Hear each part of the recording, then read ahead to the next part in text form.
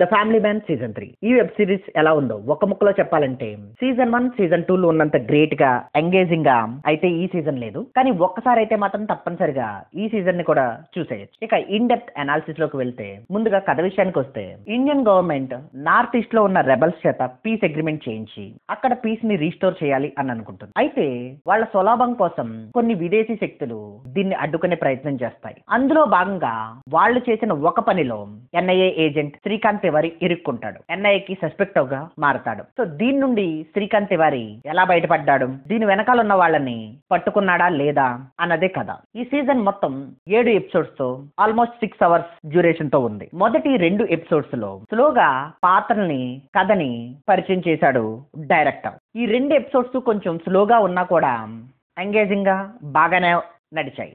అయితే ఎప్పుడైతే శ్రీకాంత్ తివారీ సస్పెక్ట్ గా మారాడో ఎన్ఐఏకి అక్కడి నుండి అంటే 3, 4, 5 ఈ ఎపిసోడ్స్ 3 కూడా స్టార్టింగ్ బాగున్నాయి, అలాగే వాటిని ఎండ్ చేసిన విధానం బాగుంది. కానీ ఆ మధ్యలో కంప్లీట్గా డిస్కషన్స్తో మీటింగ్స్తో స్లోగా నడిచే మెలో డ్రామాతో డైరెక్టర్ నింపేశాడు. దీనివల్ల ఈ 3 ఎపిసోడ్స్ కూడా కొంచెం బోర్ని కలిగించాయి. ఇక మరలా 6, 7 ఎపిసోడ్స్ బాగున్నాయి.